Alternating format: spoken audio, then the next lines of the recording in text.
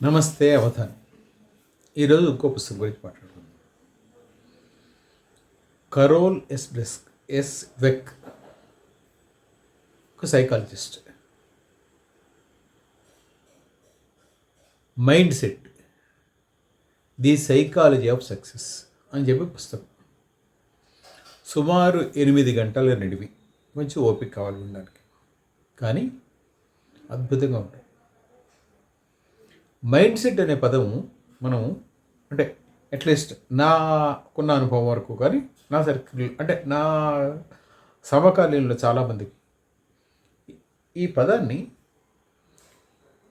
ప్రస్తుతం గత ఆంధ్రప్రదేశ్ ముఖ్యమంత్రి, ఉమ్మడి ఆంధ్రప్రదేశ్ ముఖ్యమంత్రి, ప్రస్తుత ఆంధ్రప్రదేశ్ ముఖ్యమంత్రి చంద్రబాబు నాయుడు చాలా ఎక్కువ వాడాడు.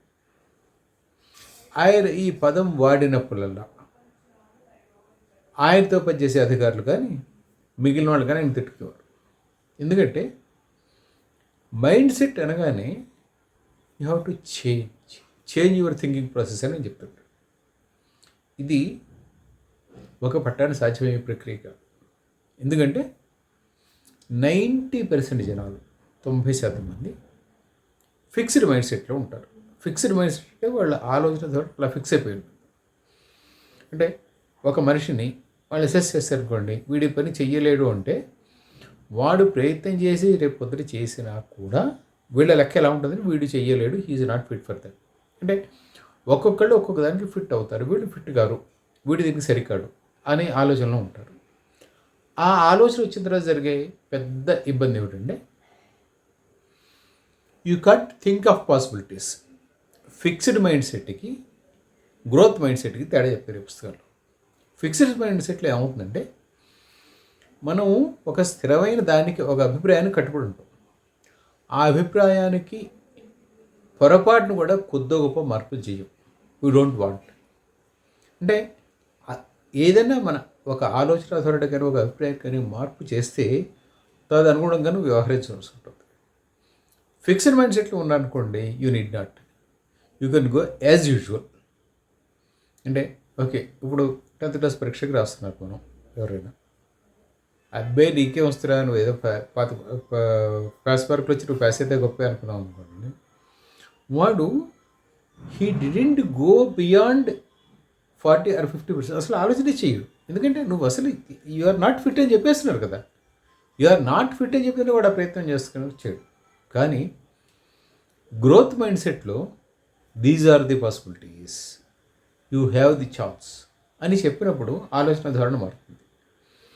The moment you gave an opportunity to think beyond, నీ పరిధి మించి ఆలోచించడం మొదలెట్టిన తర్వాత నువ్వేం చేయగలవు, ఏం చెయ్యొచ్చు, కనీసం ఏం చేయగలవు కాదు, ఏం చెయ్యొచ్చు అనే ఆలోచన వస్తుంది.